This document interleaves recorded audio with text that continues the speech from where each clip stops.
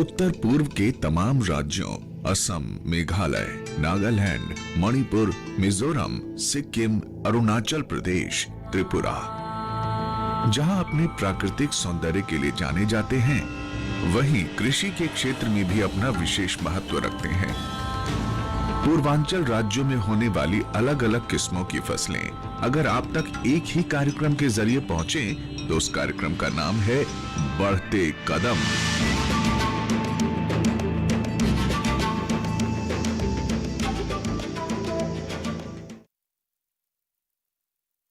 Nagaland University is a central university. Nagaland विश्वविद्यालय वर्ष 1994 में नागालैंड के अधिनियम के तहत स्थापित एक केंद्रीय विश्वविद्यालय है और यह परिसर school of agriculture sciences and rural development, जिसे संक्षेप में सासाट कहा जाता है, यह नागालैंड विश्वविद्यालय के 6 कैंपस एएस में से एक है।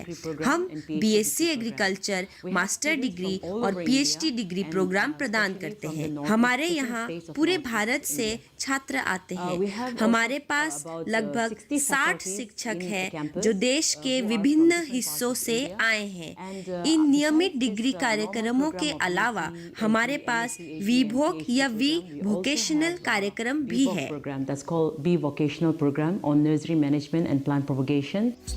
भारत सरकार के पूर्वोत्तर क्षेत्र के विकास मंत्रालय का एक विशिष्ट कार्यक्रम है जिसे उत्तर पूर्व क्षेत्र में विज्ञान और प्रौद्योगिकी हस्तक्षेप कहा जाता है। पूर्वोत्तर क्षेत्र के विकास मंत्रालय के सहयोग से कृषि विज्ञान और ग्रामीण विकास के स्कूल सक्रिय रूप से कृषि के विभिन्न पहलुओं पर अनुसंधान कर रहे हैं। एसएसआरडी में आयोजित सभी गतिविधियां उत्तर पूर्व में कृषि क्षेत्र में अधिकतम विकास के लिए है। भारत सरकार एसएसआरडी को उचित कारण के लिए समर्थन करती रही है।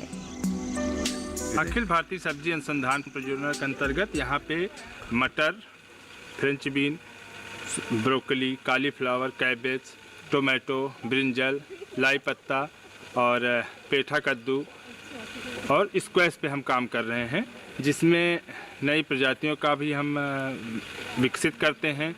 उसको रोग कीट कैसे बचाना है इस पे भी हम शोध कार्य कर रहे हैं।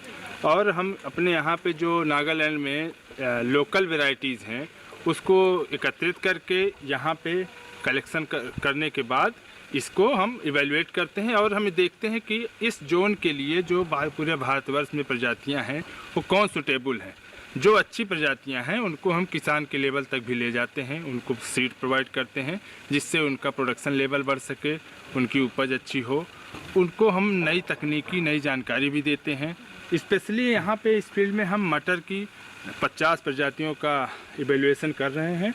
उसके उपज के उस पर 10 प्रजातियाँ ऐसी हैं जिसमें हम पाउडरी मिल्ड्यू डिजीज के रेजिस्टेंट के अगेंस्ट काम कर रहे हैं कि वो प्रजातियाँ यहाँ पे पाउडरी मिल्ड्यू के लिए रेजिस्टेंट हैं कि नहीं है। अगर हैं तो उसको हम फिर आगे शोध कार्य के लिए फिर से बढ़ाएंगे, ले जाएंगे। यह नागालैंड विश्वविद्यालय के मेड्जीपेमा कॉम्प्लेक्स में एक केला फाइबर मशीन है। वे फाइबर निष्कर्षण पर काम कर रहे हैं। पहले उन्होंने स्यूडोस्टम को 4 से 5 इंच की चौड़ाई में काटा, जिसकी लंबाई 7 से 8 फीट थी। लंबाई आवश्यकता के आधार पर भिन्न हो सकती है। कटा हुआ छद पदार्थ फाइबर निष्कर्षण के लिए मशीन में डाला जाता है। बाद में उन्हें धोकर सुखा लेते हैं।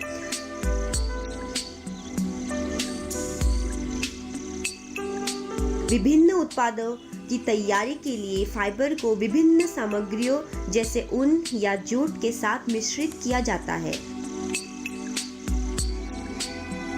अकेले केले के फाइबर को विभिन्न हस्तकला की वस्तुओं को बनाने के लिए भी बुना जाता है, जैसे कि डोरमेट, डिकोस्टर, स्लिंग बैग, सजावटी बाल्टियां आदि। इस शिल्प के लिए छात्रों को यहाँ व्यवहारिक प्रशिक्षण मिलता है। We have also various projects running in this campus. हमारे पास विभिन्न अन्य गतिविधियां भी हैं। हमारे पास 7 अलग-अलग अखिल भारतीय समन्वित अनुसंधान परियोजनाएं हैं। हमारे पास एक और बहुत ही प्रतिष्ठित परियोजना है जिसे संक्षेप में स्टीनर कहा जाता है, science and technology intervention in north east region. मूल रूप से यह कार्यक्रम युवा पीढ़ी को प्रोत्साहित करने और विभिन्न उद्यमी गतिविधियों को शुरू करने में उनकी मदद करने के लिए है। Basically, this Steiner, which means Science and Technology Intervention in Northeast Region, basically this is to promote the young entrepreneurs. हमारे पास विभिन्न प्रौद्योगिकियां हैं, इसीलिए हम किसानों को राज्य के विभिन्न हिस्सों से लाते हैं और उन्हें प्रशिक्षण देते हैं। हम नागालैंड के विभिन्न जिलों के स्कूलों में भी जाते हैं ताकि हम उन्हें तकनीक सीखने के लिए प्रोत्साहित कर सकें। ICR जैसी विभिन्न संस्थाओं द्वारा विकसित तकनीकें हमारे पास उपलब्ध हैं और हम उन प्रौद्योगिकियों को किसानों को देते हैं। साथ ही हम नागाओं द्वारा पुराने जमाने से प्रचलित पारंपरिक समय प्रशिक्षण वाली तकनीकों को भी बढ़ावा देते हैं। तो मुख्य जनादेश उद्यम को बढ़ावा देना है। ड्राई फलों और सब्जियों का सूखना संरक्षण के लिए आवश्यक है। सूखे खाद्य पदार्थ स्वादिष्ट, पौष्टिक, हल्के वजन और स्टोर करने में आसान होते हैं। ऊर्जा इनपुट फ्रिज या कैनिंग की आवश्यकता से कम है और भंडारण स्थान भी कम है। खाद्य पदार्थों के तापमान में वृद्धि से यह नमी का वाष्पीकरण हो जाता है और खाद्य पदार्थों पर चलती हवा नमी को दूर ले जाती है। हालांकि अधिकांश पोषक तत्व सूखे फल या सब्जियों के साथ रहते हैं। हमने कृषि विज्ञान और ग्रामीण विकास के स्कूल में एक तेल आश्वन इकाई भी देखी। ये सभी सुविधाएं यहाँ प्रशिक्षण प्रदान करने के लिए हैं। Our students are all over the country as well as abroad. हमारे छात्र पूरे देश के साथ साथ विदेशों में भी हैं। इस संस्थान से 1000 से अधिक छात्र उत्तीर्ण हुए हैं। जहां तक कृषि विकास की दिशा में इस संस्थान का योगदान है, नंबर 1 मानव संसाधन विकास है जो मुख्य उद्देश्य है। दूसरा जनादेश शोध कार्य करने के लिए है। हम प्रौद्योगिकी विकसित करते हैं और उन्हें राज्य सरकार को हस्तांतरित करते हैं। The state and we give out the technologies to the state government. ये बनाना का प्लान्स का किया गया है और ये बनाना का प्लान्स जो है 2 to 3 सेंटीमीटर साइज का एक एक्सप्लेन इसका अंदर इस रूम में इसको ग्रोथ रूम बोलता है और यहाँ पर रख दिया जाता है। रखने के बाद ये कुछ दिन बाद ऐसे करके बहुत सारे सूट्स निकालता है और इस सूट्स को फिर यहाँ से मीडिया से निकाल के एक एक करके सेपरेट किया जाता है। सेपरेट करने के बाद एक एक करके एक फिर नया नया बोतल में मीडिया में इनोकुलेट किया जाता है। वहाँ पर रखने के बाद जब उसमें sufficient nutrients food material plants को मिलता रहता है तो प्लांट्स बहुत सारी न्यू शूट्स और रूट्स बनाता है और कुछ दिन के बाद 2 से 3 महीने के बाद उस प्लांट्स को फील्ड कंडीशन में प्लांटिंग किया जाता है। नागालैंड में सुअर का मांस बहुत लोकप्रिय है और पूरे राज्य में सुअर पालन होता है। हैम्पशायर सुअर और टेनिवो नामक एक स्थानीय किस्म से इस संस्थान ने सफलतापूर्वक एक क्रॉस ब्रेड का उत्पादन किया है। इस तरह के क्रॉस ब्रीडिंग द्वारा उन्होंने 79% उन्नयन हासिल किया है। यह संस्थान लोगों की प्रोटीन की जरूरतों को पूरा करने के लिए पूरी कोशिश कर रहा है। डायरी का विकास इस संस्थान की एक और मुख्य गतिविधि है। इस संस्थान के पास इसके लिए एक वैज्ञानिक दृष्टिकोण है और यहाँ के वैज्ञानिक एक नॉलेज बेस बनाने की कोशिश कर रहे हैं ताकि वे नागालैंड के ग्रामीण लोगों के लिए आवश्यक तकनीकों को स्थानांतरित कर सके। We also have an extension which is also one of our mandate And through extension activities, हमारे पास एक विस्तार भी है जो हमारा जनादेश है। इस विस्तार के माध्यम से हम किसानों को सरकारी अधिकारियों के लिए विभिन्न प्रशिक्षण कार्यक्रम आयोजित करते हैं। हम कार्यशालाओं, संगोष्ठी आदि के माध्यम से विभिन्न प्रौद्योगिकी विकास के लिए मंच भी बनाते हैं। Seminars, symposium, workshop, buyer seller meet, and various other programs we organize.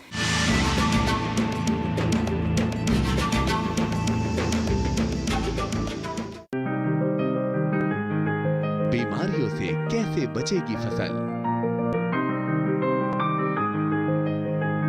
मवेशियों की मुश्किलों का क्या है हल? कहां से लाएं बीज? कितनी लगेगी खाद? किसानों के हर फोन का विशेषज्ञ देंगे जवाब। देखिए हेलो किसान लाइव सोमवार से शुक्रवार शाम 6 बजे।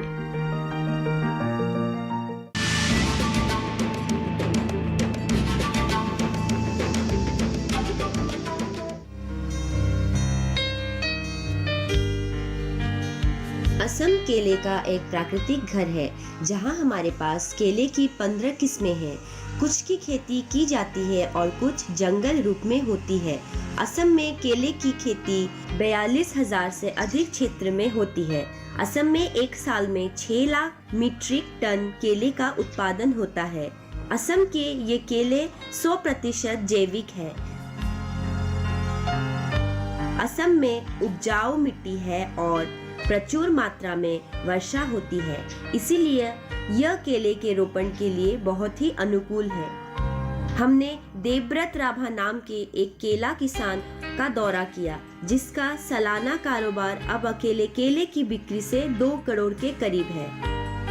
2011 চনৰ পৰা কল খেতি আৰম্ভ কৰিছিলোঁ 4 বিঘা মাটিত 1000 জোপাৰে।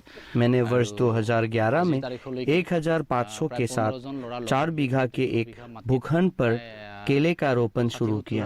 आज 15 अन्य लड़कों के साथ हम 200 बीघा जमीन पर 60 से 70 हजार पौधे लगा रहे हैं। वर्ष 2015 में हमारा लक्ष्य 1 करोड़ था, जब हमने 1000 बीघा जमीन पर वृक्षारोपण किया था। फिर 2016 में और 17 में हमने 300 बीघा जमीन पर खेती की। 2018 में हमने अपने वृक्षारोपण को 400 बीघा तक बढ़ाया और हम तब 33 लड़कों का एक समूह थे। बाद में ग्रुप बढ़ गया, अब हम 15 लड़के हैं और हम इस वर्ष में लगभग 2 करोड़ रुपए की आय की उम्मीद कर रहे हैं। हम मुख्य रूप से चेनी चंपा और जहाजी किस्म कर रहे हैं। हम जिन और टिश्यू कल्चर के साथ भी प्रयोग कर रहे हैं। मेरे विचार से केले का बागान हमारे ग्वालपारा जिले और दक्षिण कामरूप में बहुत अच्छा व्यवसाय हो सकता है। लोग बहुत आसानी से पर्याप्त कमाई कर सकते हैं। हम एक पेड़ से 300 से 400 रुपए तक प्राप्त कर सकते हैं, और अगर हमारे पास 1 बीघा जमीन पर 300 पेड़ है तो हम 1 साल या 10 महीने में 1 लाख से 1,20,000 कमा सकते हैं। यानी कि जलवायु परिस्थितियां हमें पर्याप्त रूप से मदद करती हैं। আমাৰ ভাবো সুবিধাজনক আৰু আমাক এই দক্ষিণ কামৰূপ হয় গোৱালপাৰা হয় অসমখনক আমাক ক্লাইমেটে যথেষ্টখিনি সহায় কৰে আচলতে। केले का विश्व में 5वां सबसे अधिक कारोबार करने वाला उत्पाद है। आम के बाद भारत का दूसरा सबसे महत्वपूर्ण फल केला है। क्या आप जानते हैं कि पूरे एशिया का सबसे बड़ा केला बाजार असम में स्थित है? जी हाँ, एशिया का सबसे बड़ा केला बाजार असम के गोलपारा जिले के दारंगगिरी में स्थित है।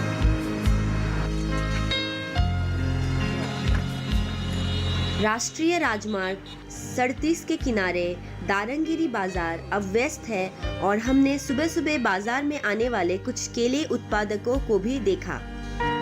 इस बाजार में उत्पादकों और विक्रेताओं सहित लगभग 15,000 लोग शामिल हैं।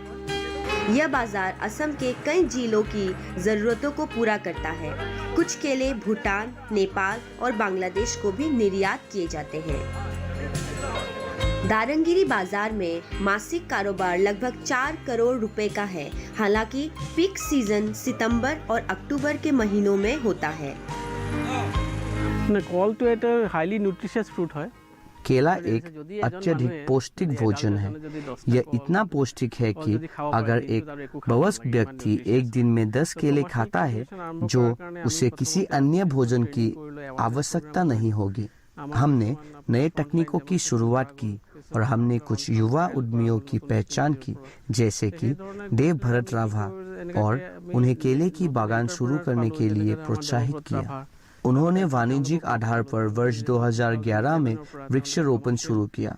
हमने उन्हें वैज्ञानिक प्रबंधन प्रक्रियाओं के साथ प्रशिक्षित किया और वे वर्तमान में बहुत अच्छा कर रहे हैं।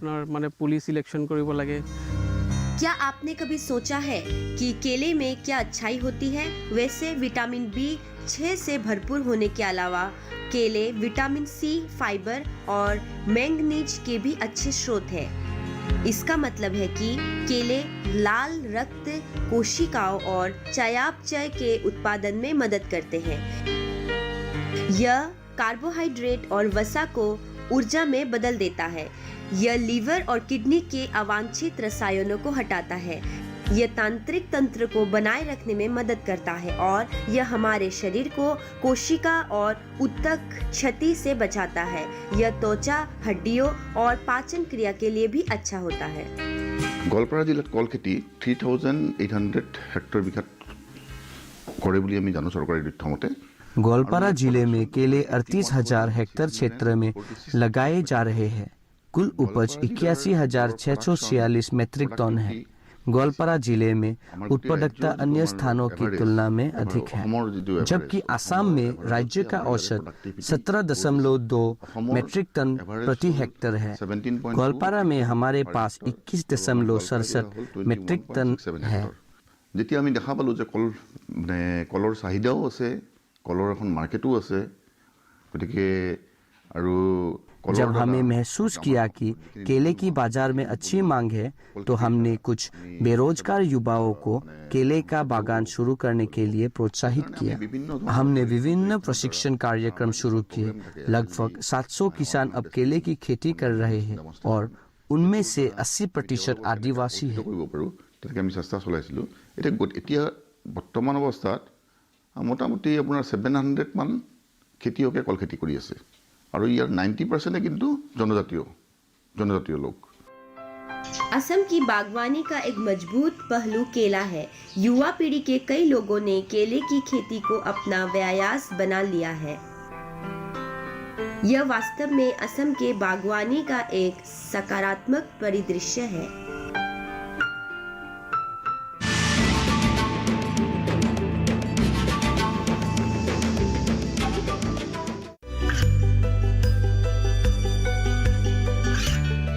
गांवों और पिछड़े क्षेत्रों में सरकारी योजनाओं की जानकारी पहुंचा।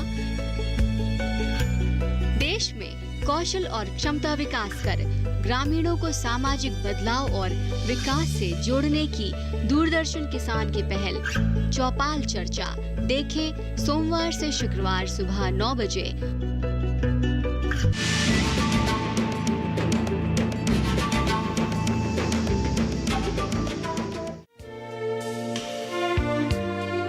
मेघालय प्राकृतिक सुंदरता से भरा पूर्वोत्तर का एक राज्य है, जिसे स्कॉटलैंड ऑफ ईस्ट भी कहा जाता है। यह फिर से विभिन्न प्रकार की वनस्पतियों और जीवों का घर है। अभी हम मेघालय के उमरोई इलाके में हैं। उमरोई रिभोई जिले में स्थित है और 1911 की जनगणना के अनुसार उमरोई की आबादी 8,198 है। यहाँ के लोग मुख्य रूप से कृषि गतिविधियों में लगे हुए हैं। हालांकि इस क्षेत्र में अदरक की खेती के विकास के लिए आवश्यक अनुकूल जलवायु, मिट्टी और फिजियोग्राफ है। अदरक प्राचीन दिनों से ज्ञात प्रमुख मसालों में से एक है और यह मेघालय में काफी मात्रा में उगाए जाते हैं। अदरक की खेती मुख्य रूप से पहाड़ियों की ढलान पर की जाती है। अदरक की खेती का पूरा ऑपरेशन सर्दियों की शुरुआत से शुरू होता है। दिसंबर और जनवरी के महीनों में पहाड़ी ढलान पर भूमि का एक उपयुक्त भूखंड चुना जाता है। बुआई अप्रैल और मई के महीनों में ही की जाती है। कटाई नवंबर से शुरू होती है और जनवरी तक चलती है।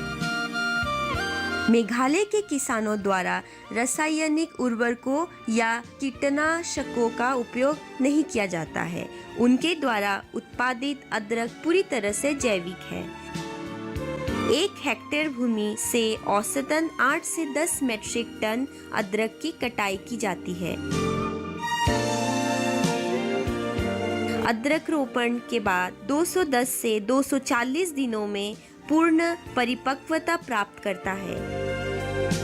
अदरक इस क्षेत्र में अत्यधिक पसंदीदा नकदी फसल है क्योंकि वे अन्य सब्जियों की तरह खराब नहीं होते और उन्हें लंबे समय तक संग्रहित किया जा सकता है। इसके अलावा अदरक वर्ष की एक प्रमुख अवधि के लिए नकद आवश्यकताओं को प्राप्त करता है। अदरक की कीमत केवल 15 रुपए प्रति किलोग्राम है, जबकि घरेलू बाजार में इसकी खुदरा कीमत 40 रुपए से 60 रुपए प्रति किलोग्राम है। उमरोई में अदरक की खेती का कुल क्षेत्रफल 885 हेक्टेयर है, जो प्रति वर्ष कुल 7,346 टन उत्पादन देता है।